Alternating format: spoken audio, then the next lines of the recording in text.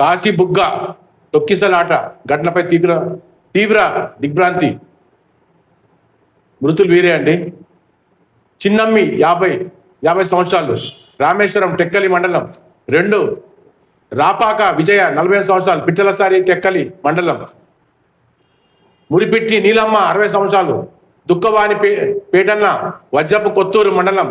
దువ్వు రాజేశ్వరి 60 సంవత్సరాలండి, పెళ్ళుపటియ మందస మండలం. చిన్ని యశోదమ్మ 56 సంవత్సరాలు, శివరాంపురం నందిగామ మండలం. రూప 33 సంవత్సరాలండి, గుడ్డి భద్ర మందస మండలం. డొక్కర ఆముడమ్మ 40 సంవత్సరాలండి, పలస కాశీ బుగ్గ మున్సిపాలిటీ. బోరా బృందావతి 62 సంవత్సరాలండి, మందస.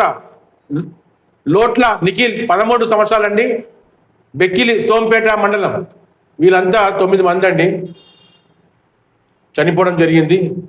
దీనికి గాను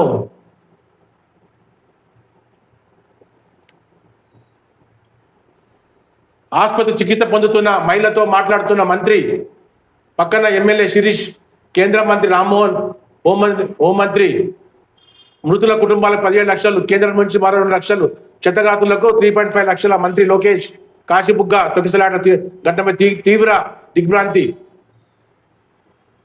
తొక్కిసలాట కలిసివేసింది అంటున్నారండి పవన్ కళ్యాణ్ గారు. వెంకటేశ్వర స్వామి ఆలయంలో, కాశీబుగ్గ వెంకటేశ్వర స్వామి ఆలయంలో తొక్కిసలాట ఘటన తీవ్రంగా కలిసివేసిందని జనసేన అధినేత డిప్యూటీ సీఎం పవన్ కళ్యాణ్ గారు ఆవేదన వ్యక్తం చేశారు.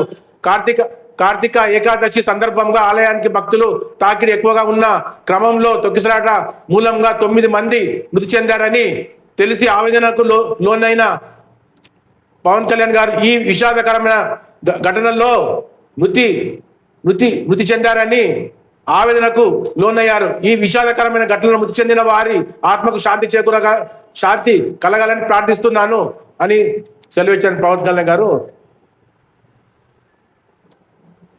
అయితే అక్కడ ఆ కాశీబుగ్గ ఆలయంలో అండి పోలీస్ వాళ్ళు లేరు, సెక్యూరిటీ గార్డ్స్ లేరు, డాక్టరు, ఫైర్ ఎమర్జెన్సీ అని అవుతే అక్కడ ఎవరు లేరు కాబట్టి తొక్కిసలాట జరిగింది. అదే సీరియల్గా 1 by 1 వెళ్ళి ఉంటే ఇవి గొడవలు కావండి. ఇది టెంపుల్, మందిరం అండి. అక్కడికి దైవ దర్శనానికి అన్ని భక్తులు వస్తూ ఉంటారు. మీరు త్వరగా ఏదైతే జరిగిందో వాళ్ళ కుటుంబాలను ఆదుకోండి.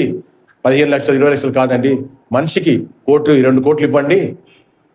ఇస్తే వాళ్ళ కుటుంబం చనిపోయిన బాధ నుంచి వాళ్ళ కుటుంబ సభ్యులు కానీ పిల్లలు కానీ సంతోషంగా ఉంటారు.